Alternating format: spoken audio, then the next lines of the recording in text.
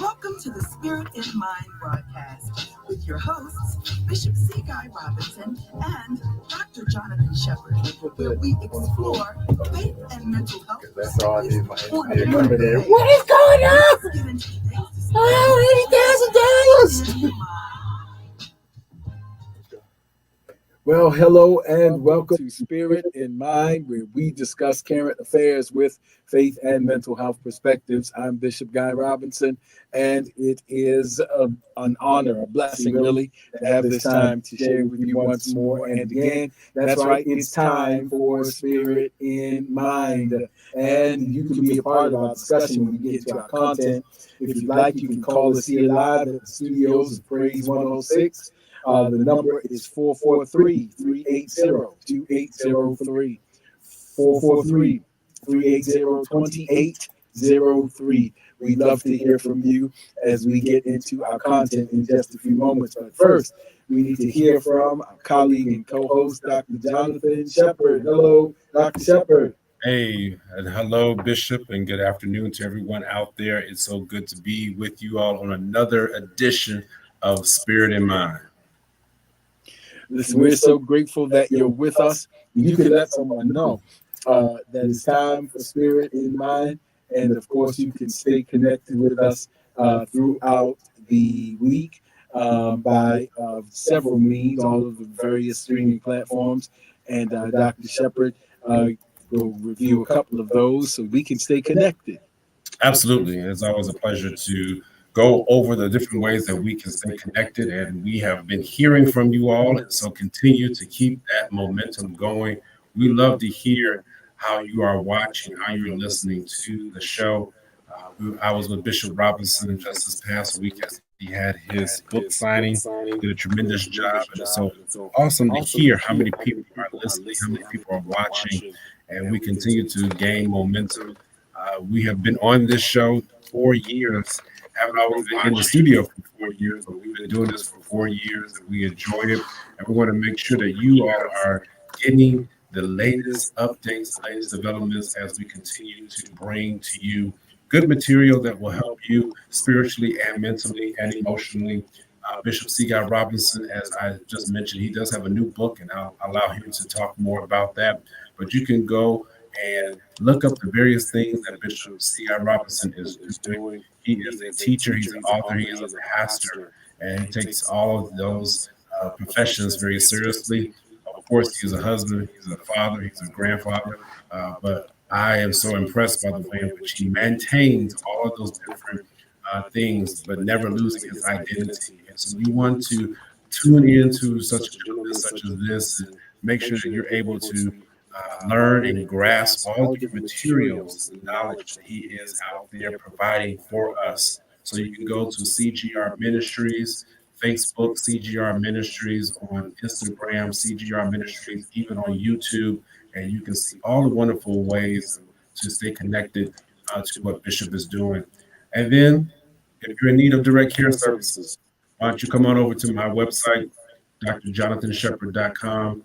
I will be there to be able to answer your questions. My team is ready to answer your questions. If you're in need of direct care services in the state of Maryland, in the state of District of Columbia, well, it's not really a state, but the District of Columbia, the territory, I guess, I can service you there. If you're in need of questions or have questions about providers throughout the country, I am well informed of different providers throughout the country and will be happy to help you if you're in need of a provider. I'm so blessed to have a growing network of providers and colleagues who allow for me to make referrals.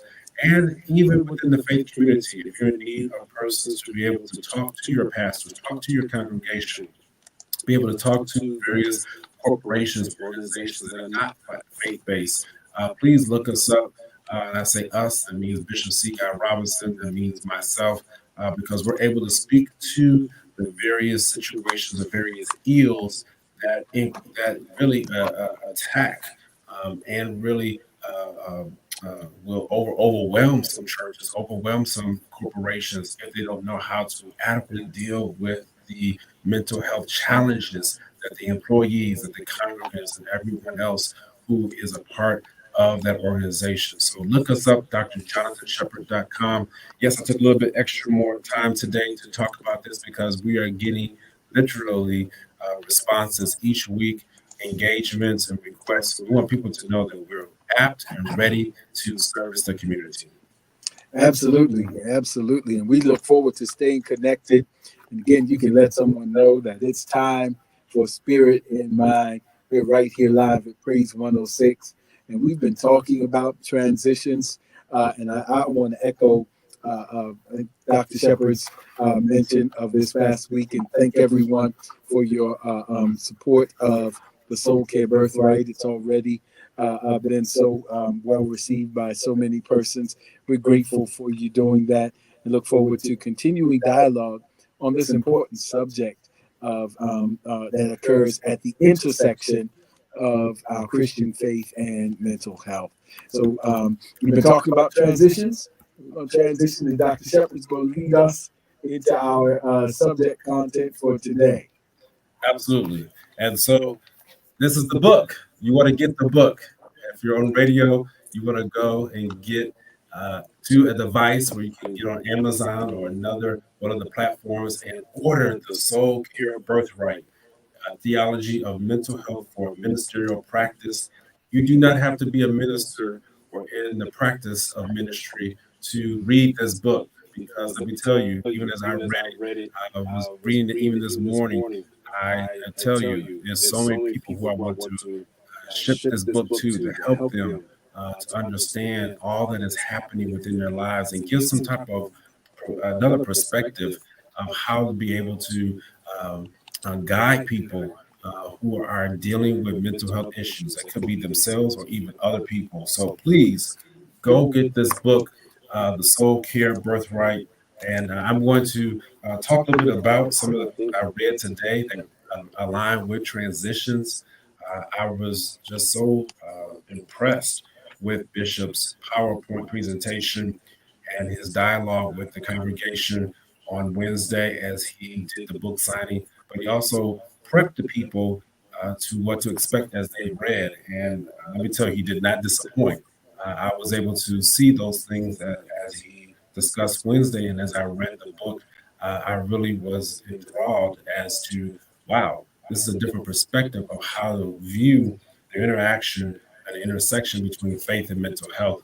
So without further ado, Bishop talks about the medical model for soul care.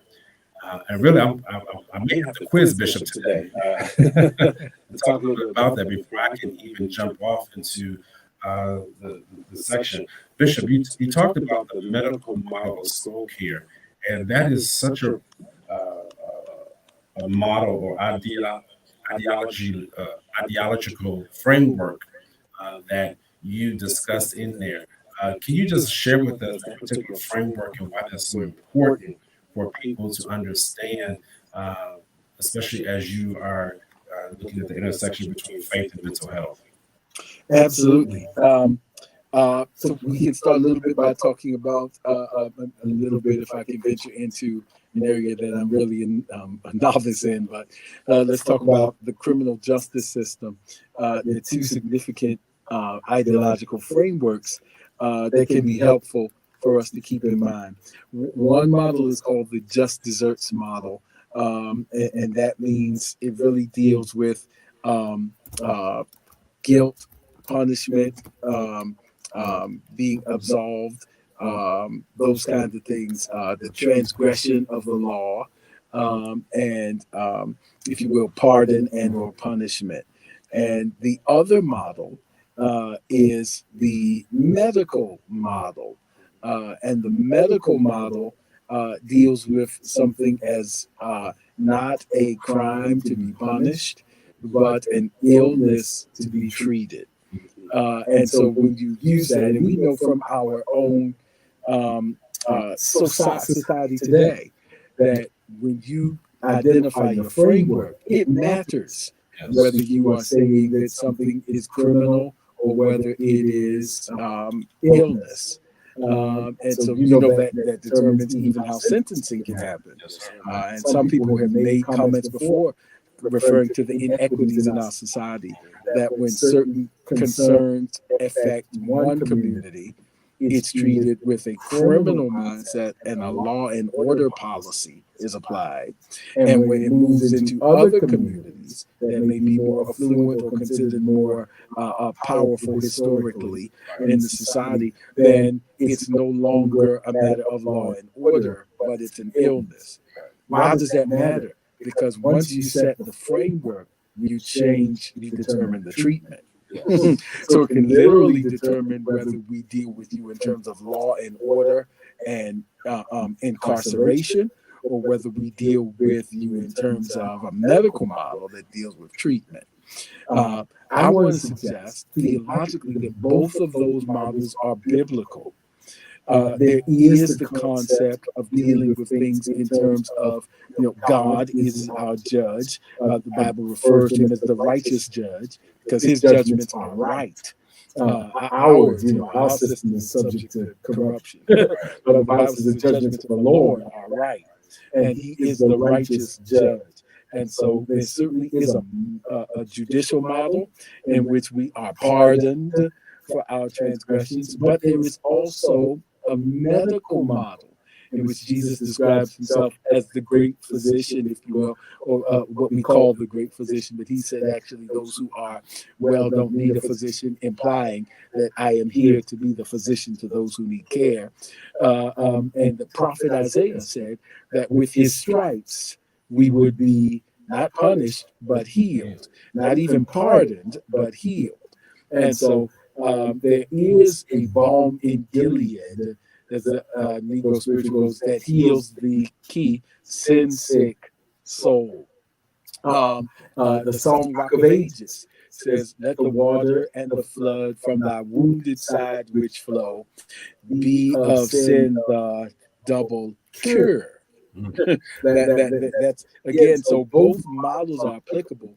But if we're going to do trauma-informed care as the church, and if we're going to engage in healthy collaborative relationships with the mental health community, because the very term mental health denotes a medical model. If we're going to do that, then we have to become at least equally, if not more so, proficient in a medical model of theological concerns as we are in the judicial. Absolutely. And so there's two lanes of thought, and we'll see how far we get today in this. Let me tell you, Bishop had to set that foundation because it helps me to lead to figure out which of the two lanes I want to go down today, and then we'll come to the next lane next session. But, you know, Bishop, even as you were just saying that, it really resonates with me that framework determines treatment. Absolutely.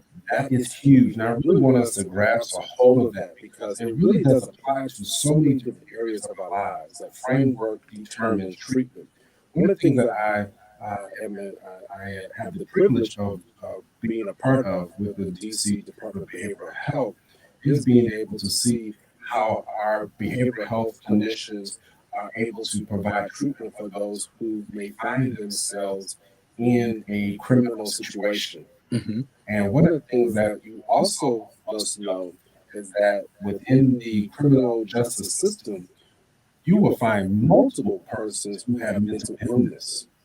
And what you'll see is that within our jails, that it literally is the largest mental health facility. That's not a joke. That really is the truth. And within our criminal justice system, the prisons, the jails, the places where we hold people, we will find multiple persons with mental illness. And it can be a travesty if we are only looking at those persons from a judicial lens, as you were saying, the judicial model of care. Yes, they did something that hurt someone else. They may have assaulted somebody else. God forbid, they may have killed somebody else. And yes, that must be dealt with consequences.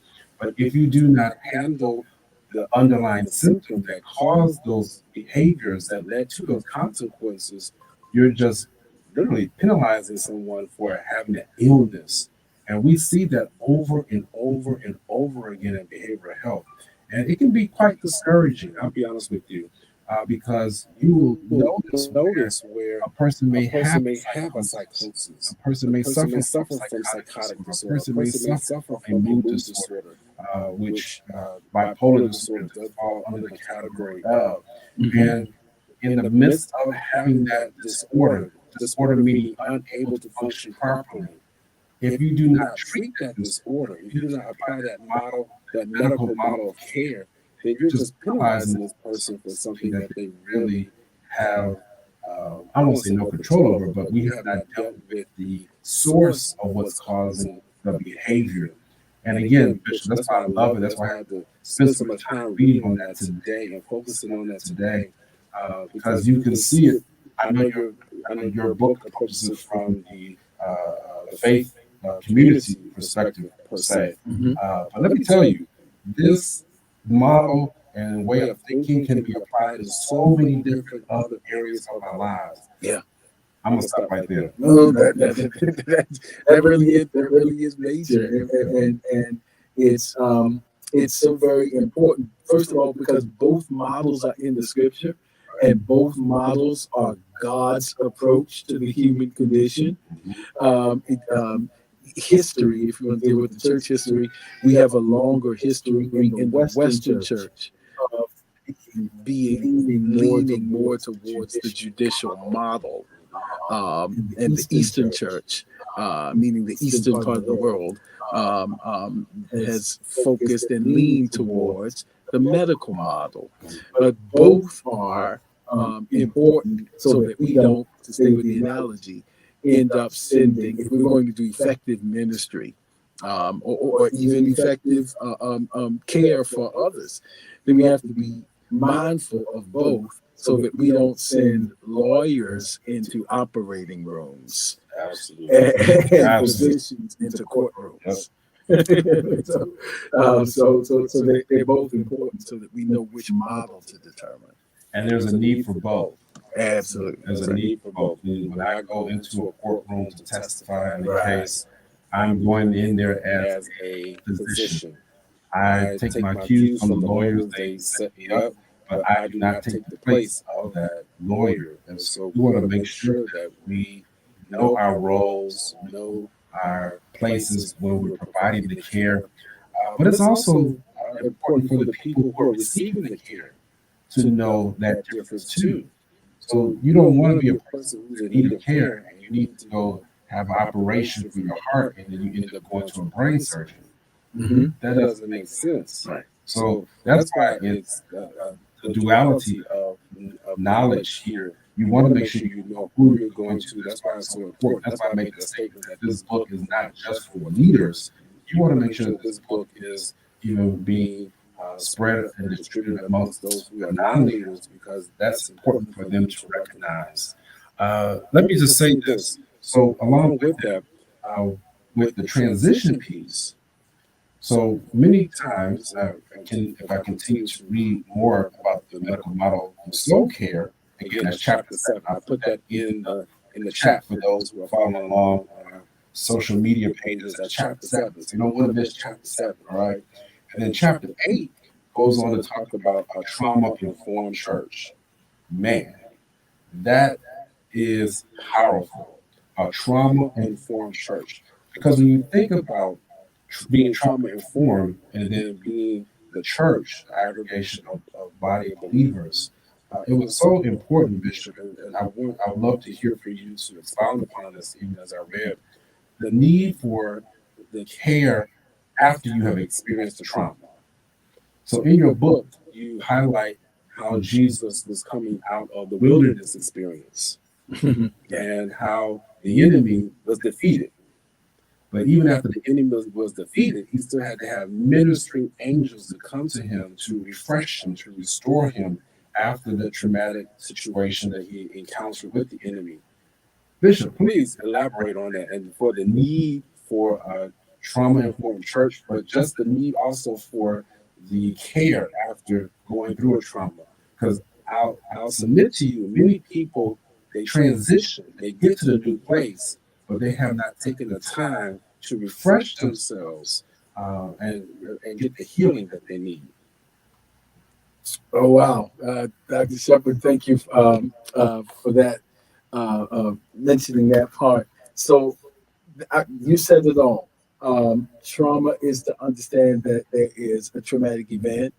That's the thing that happened, if you will, whether it's a pandemic or any other, troubling or injurious experience. Then there's the traumatic experience. That's how each person is processing what happened, and multiple people could be at the same event or even in the same home when the trauma happened, but not have the same inner workings and perceptions and coping mechanisms of the experience. And then there's subsequently the effects. And so that becomes significant in the text that you lifted, that we talk about in Soul Care Birthright, because Jesus, who models for us, of course, he is our Savior. Of course, he is our Messiah. He's also our exemplar in terms of the example that he provides on how to live victoriously in this life. And he went through a wilderness experience. There's some trauma for you. He was tempted, which means in the New Testament, his loyalties and convictions were tested. And so they were tested. And after finishes, he defeats the devil, which is important for us theologically, because it lets us know that the devil is real for us of Christian faith. It's not a neurotic projection. It's not an imagination. But Jesus actually in another verse said, I beheld Satan, which means I saw him. And Paul carried that to say we should not be ignorant concerning his devices. And so the poet Charles Baudelaire once famously said the greatest trick the devil ever pulled was convincing us of his non-existence. And so it's important to keep that in mind. After the enemy was defeated, that text says, and he departed for a season. And so the devil now at that point is gone. He's defeated. And yet here we see God the Father sending ministering angels to God the Son. The devil is no longer, he doesn't have omnipresence. He's gone.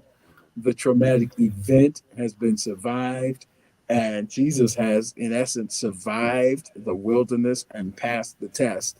But he still has very human needs, though he is fully God. But the text implies that in his humanity, there are needs that need to be ministered to post-traumatic event. Wow.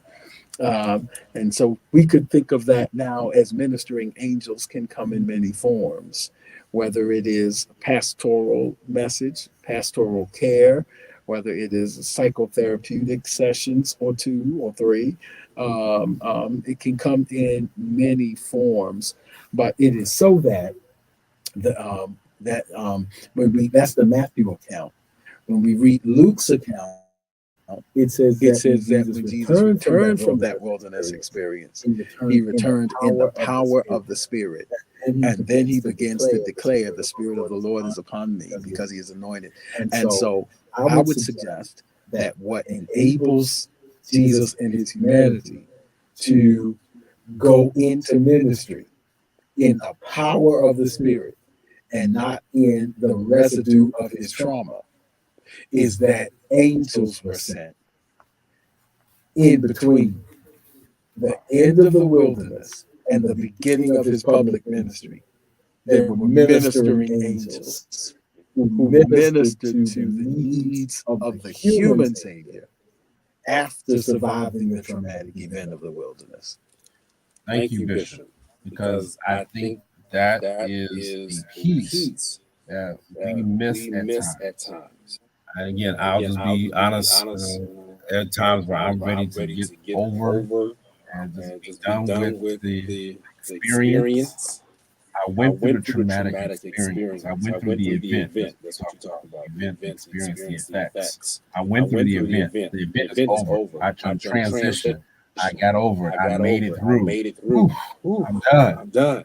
But I have not taken the time to allow, as the word says, ministering angels. But as you also talk about, those ministering angels can come in various different forms. It can come through counseling. It can come through other persons who can help you to work through those various different things that you had to encounter. There's a statement that I wrote and I actually underlined in the book too. So those following along with me, this is chapter 8. So we're dealing with chapter 7 and chapter 8. And I'm purposely saying that out loud because I want you to go and read the book. You gotta read the book. You're going to get so much understanding. Your mind will open as you read these chapters, chapter 7, chapter 8. But there's a line that says, addressing the residual effects of a traumatical experience, is critical to breaking the addictive behaviors, unhealthy attachments, and any other issues that impede a survivor's progress. Wow. That right there, I mean, you could hang so many different things on that one sentence. If you are wondering why your progress is being impeded as you have made the transition, this sentence right there probably will give you the solution that you're looking for. Because I'll leave it alone at that. We can stay there because at that point, if you stay with the context of the text reciting, it is no longer due to the immediate presence of the devil. Wow. Though the devil is real, according to our theology, the devil is real, but he is not omnipresent. Right. So I would submit that, according to this text, that untreated trauma of what the devil did, if you want to say that, when he was present. Now he's off the scene. But now untreated trauma becomes the tool of spiritual warfare. Wow. And we are responsible for addressing those traumas. Now, what I mean by that, the devil's no longer held responsible for that. He may have caused some of the consequences, caused some of the effects that we're suffering. And now you must address those residual effects. Allow the people to come in so that you can get the healing that you need. Which means receiving the angels that the Father has sent. Right. Because imagine if Jesus goes, I don't need no angels. Which is what we do. What we do. I got this, Pastor. I know. Yeah, I went through the divorce. I went through the abuse. I went through that. I got this, and yet you're still bleeding. Yet you can't move forward your progress. I know we run out of time, but I tell you, Bishop, chapter 7, chapter 8, you gotta read those. Not leave it alone. There's so much to pull out of this. This is such a great literary work for you to read. Again, as you see, it ties right in with where we are with transitions. Bishop, I'm done. I can't go. And we're out of time. Listen, if this has blessed you, please let someone know. We'll continue. And thank you for your continued prayers and support of the Soul Care Birthright. It's on Amazon. You can download the Kindle version if you prefer electronically. If you want the book, so you can, put the tags on it and write in it and stuff, you can do that as well with the hard copy. But thank you for your support. And if it blesses you, please let someone know. And by the grace of God, we look forward to seeing you the next time right here on Spirit in Mind.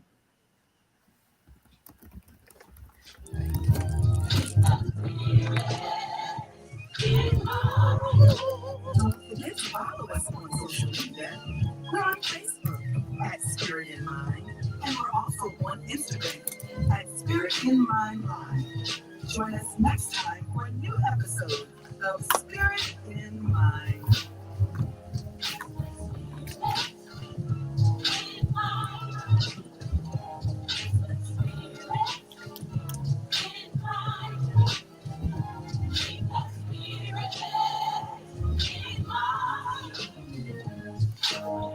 This program is brought to you by Spirit in Mind, LL.